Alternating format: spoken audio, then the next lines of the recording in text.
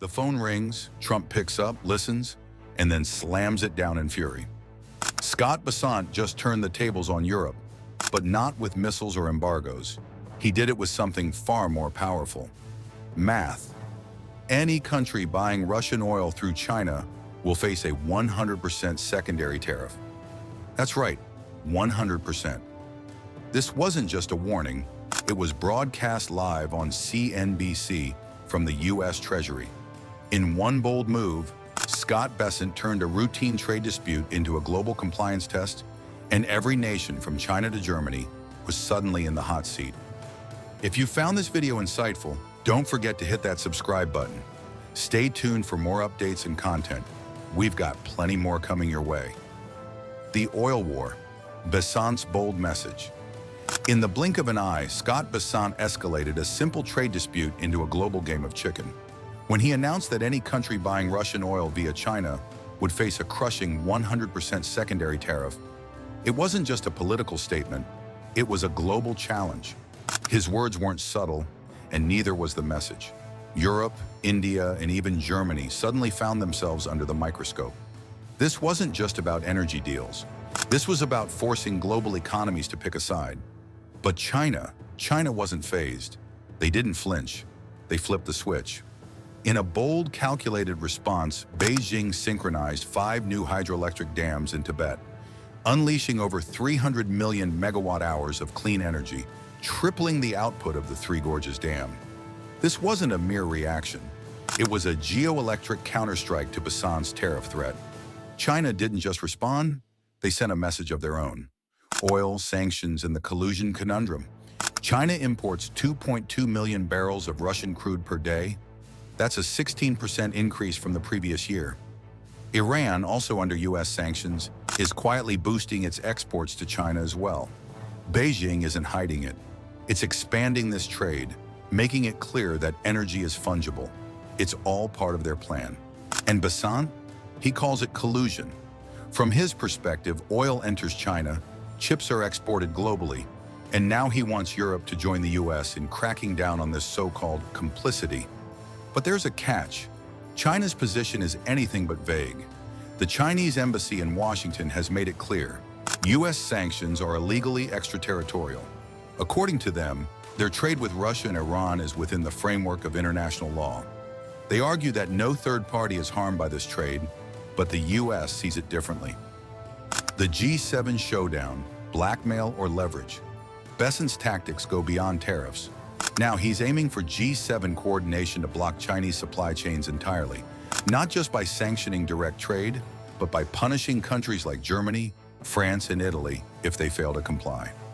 The Wall Street Journal reports that the EU exports over $67 billion in cars and $130 billion in pharmaceuticals and metals to the US annually. By contrast, the US only exports $70 billion to Europe. Bessent is fully aware of this imbalance, and he's exploiting it for leverage. This is economic blackmail, and it could hurt allies as much as it hurts China. The third-party loophole, a global supply chain in the crosshairs. Here's where things get tricky. 70% of China's exports to the US now pass through third countries like Vietnam, Mexico, and even Canada. This transshipment loophole allows China to disguise the true origin of goods, making it harder for US tariffs to reach them. Bessent's proposed solution? Blanket tariffs on entire nations, not just for importing Chinese components, but for failing to reject them. The problem? This would affect not just China, but Japan, South Korea, and Mexico, sending ripples throughout the global supply chain. And while China's economy might take a hit from this, the US consumer will feel it the most. Tariffs meant to protect American industry could backfire. US consumers are the ones paying the price. The Treasury collects the duties, but it's household budgets that take the hit. The Tariff Paradox. Protecting America or hurting Americans? The irony here is unavoidable. Bessent's tariffs, designed to protect American workers, might actually hurt American demand. The US already faced higher prices from previous tariffs, and it's not just big-ticket items, it's everyday goods. As prices climb, American households will face inflationary pressure. The Congressional Budget Office has already predicted that Trump's tax policies will add $3.4 trillion to the US deficit, while simultaneously slashing vital social programs.